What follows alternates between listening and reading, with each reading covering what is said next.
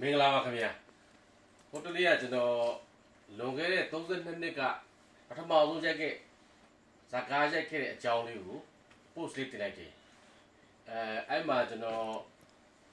ပိတ်သက်ပေါ့နော်အရင်တော့အားပေးခဲ့တဲ့ပိတ်သက်တွေရဲ့တုံ့ပြန်မှုတွေအားပေးမှုတွေ comment တွေရရှိတဲ့အတွက်ကျွန်တော်အရမ်းပဲဝမ်းသာပါတယ်ခင်ဗျာဒီနေ့ခေတ်လူငယ်ကတော့ကျွန်တော်ကိုမသိနိုင်တော့ပါဘူးဒီအတွက်လည်းကျွန်တော်အနေနဲ့နားလည်ပါတယ်ခင်ဗျာအဲ့တော့က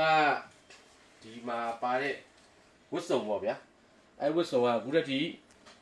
ကျွန်တော်မှထိမ့်သိမ့်ထားတာပေါ့အဲ့အကြောင်းလေးကျွန်တော်ဒီနေ့ပြောပြချင်ပါတယ်အဲ့မှာပထမဆုံးရဲ့ဇာကားပါဒီတက်ခဲ့တဲ့ဒီညက်မှန်လေးဆိုရင်ကျွန်တော်ဝယ်ထားတာ1989ခုပါဒါသူ့ရဲ့ညက်မှန်အိတ်လေးပါခင်ဗျာ Repair B2 လို့ခေါ်ပါတယ်ခင်ဗျာအဲ့တော့ကအချိန်ကြီးကဘူးလဲဆိုတော့ကျွန်တော်တို့ဒီလိုမျက်မှန်တစ်လက်ကိုကျွန်တော်လွယ်တကူဝယ်လို့မရဘူးဗျလာရှုကနေပြီးတော့မန္တလေးကိုပစ္စည်းမှာတယ်ဗျဟိုလူကြုံတဲ့ပေါ့ကျွန်တော်အတိမိတ်ဆွေတငယ်ချင်းပေါ့1980ခွန်မှာကျွန်တော်အဲ့ချိန်ဒီစားလည်းရှိနေပြီဗျနေရှိုးထုတ်တဲ့အရွယ်ပေါ့ဗျရှိုးထုတ်တဲ့အရွယ်မှာကျွန်တော်ရီဗန်မျက်မှန်လေးရတဲ့ခါကျမျက်မှန်လေးတကားကားတယ်ပေါ့ကျွန်တော်မှတ်မိရဗျဒီမျက်မှန်လေးဝယ်တော့က1500လာပေးရတယ်အဲ့ချိန်အဲ့ကာလာဆိုရင်မျက်မှန်ရွှေတကြက်သားဆိုရင်မျက်မှန်5လက်လောက်တာပုံနဲ့တွန်းညှိရဗျအဲ့တော့ဒီမျက်မှန်လေးကအခုတည်းကအကောင့်တိုင်းရှိနေတာပေါ့သူတို့ခေါ် B2 လည်းခေါ်ဗျဒီလိုနားကိုအကွေးလေးအကုတ်လေးပါတယ်သူတို့ spray ပေါ့ဒီပဲမျက်မှန်ပေါ့အဲ့နောက်ကျွန်တော်တို့top 2ရဲ့ top ခါရိုက်တဲ့ Sky Master ဆိုမျက်မှန်နဲ့တွေ့တယ်ဗျအဲ့မျက်မှန်ကြောင်းနောက်မှတော့တည်တက်ပြောပြချင်ပါတယ်အဲ့တော့ကျွန်တော်ဒီအဲ့မျက်မှန်ကြောင်းလေးပြောပြီးတော့ဒီဂျာကင်ပေါ့ဒီဂျာကင်ကကျတော့ကျွန်တော်တို့ဟိုရန်ကုန်မှာဝယ်တာဗျအခုနမျက်မှန်ကြောင်းကကျွန်တော်ခုနပြောတာအဲ့လာရှိုးကနေပြီးတော့မန်လေးကိုဒူဂျိုနဲ့မှာကကျတော့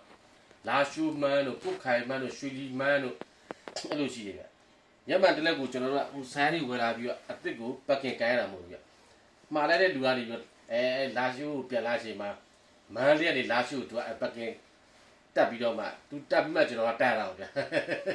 အဲ့လိုမျိုးပေါ့အဲ့ညမှန်ရဲ့ရာသွင်းလေးပေါ့ဗျအခုဒီမျက်မှန်လေးကကျွန်တော်တဲ့သူရှိနေတဲ့တဘောပါခင်ဗျဒီဂျာကယ်တော့အဲ့ချိန်မှာဟိုကျွန်တော်တီးနဲ့ပတ်သက်လို့ရှိရင်အဲ့နိုင်ငံတကာမှာတော့မက်ကင်ချက်စတို့ဘာလို့ဆိုတီးပြန်ပွေးကြတာပေါ့ချို့လေဟိုလှကျင်တော့ဗျာအဲ့တော့မှမချွတ်တန်းဝင်တယ်အဲ့လိုမျိုးပေါ့ကျွန်တော်ဗမာနိုင်ငံမှာလဲဆိုလဲမြန်မာပြည်မှာလဲဒီအခက်ကရေပန်းစားတဲ့မင်းသားတွေအကုန်လုံးပါဖို့တယ်ဗျဒီကတော့အခုကျွန်တော်ရဲ့ body နဲ့ကျတော်တော်လေးကြက်နေဒီလက်ဖြတ်တော့ကျွန်တော်တင်လို့မရအောင်ဒီမှာတော့ဒီ body ခောက်တင်တာပါဒီမှာတည်းနဲ့ပုံစံလေးကတော့အဲ့ပုံစံခောက်တင်တာလားပေါ့ဒီမှာရှိတဲ့အဲ့မှာပြထားတဲ့ဒီ T-shirt ပေါ့ဒီ T-shirt ကျတော့ကျွန်တော်တို့ဒီလိုဖြစ်သွားလဲဆိုတော့အဲ့ချိန်မှာ1993မှာဒီလိုမျိုး sticker ပါတဲ့ T-shirt ကအင်တာဈေးကြီးတယ်ဝယ်လို့လည်းခက်တယ်ပေါ့အခုလည်းပြန်ပြောရတော့ဒါတွေကဟုတ်ပါလိစားလို့ပြောတော့ပေါ့ဒီဂျာကင်မျိုးကြီးကအင်တာရှားတယ်ခင်ဗျဒီတိတ်ငယ်ရုပ်ပါတယ် high division ပေါ့ logo နဲ့ဒီ T-shirt ပေါ့ခင်ဗျ T-shirt နောက်မှာလည်းသူကဟိုပါလိခင်ဗျရုပ်တွေပါလေစုံပဲဗျကျွန်တော် T-shirt ကဒါလည်းကျွန်တော်မနေမကဲဖွေးရတဲ့သဘောဖြစ်တာဘော်ကြီးတွေကတော်တော်ကြီးပါတယ်အဲ့တော့အဲ့ကာလာမှာလည်းဒီကပတ်နှစ်ခုပေါ့ဗျာကပတ်နှစ်ခုကသူက cowboy style ပေါ့တက်ကြတာအဲ့မှာအဲ့တက်ထားတဲ့ကပတ်ကတော့အဲ့မှာကျွန်တော်အဖေရဲ့ကပတ်ဗျအဲ့ကပတ်တွေကတော့လာရှုမှာရှိတော့လိုမျိုးပေါ့ဒါဆိုကျွန်တော် hybrid division ခေါင်းနဲ့ပေါ့အဲ့လို hybrid ခေါင်းနဲ့ကပတ်တွေကိုတက်ကပတ်နဲ့စစ်အဲ့လိုမျိုးလုပ်တာဟုတ်ကဲ့နောက်ကကျွန်တော်တို့အဲ့မှာပါတဲ့ခေါင်းမျိုးတော်တော်လေးဟောင်းသွားပြီကျွန်တော်လည်းဝတ်လို့မရတော့ဒါသူ့ရဲ့ sky blue gym ပေါ့စပောက်မှုကြီးနောက်ကျွန်တော်အခုအရွယ်လေးရောက်လာတဲ့ခါကျတော့ဒီပါတဲ့ဟာကျွန်တော်ရှာကြည့်ရတယ်အသိလွန်နေဒီလက်ပတ်လေးပေါ့အဲ့ရတွေကတကယ်တော့ तू ကဟွာဗျကျွန်တော်တို့တင်းနစ်သမားတွေတက်တဲ့ဟာမျိုး အားလည်းကြာပြီအဲ့ဒီလက်ပတ်ကလေးဝယ်ထားတာအဲ့လာရှုမှာပဲဝယ်တာဗျာ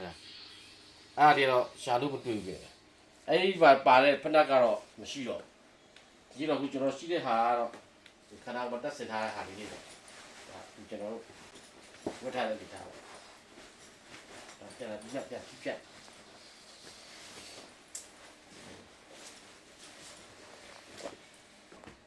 အေးဒါလေးရောညာရှက်ပြမနေဝဲရလို့ပါအဲ့လေးပြောပါခင်ဗျဒါဒီအင်ကြီးက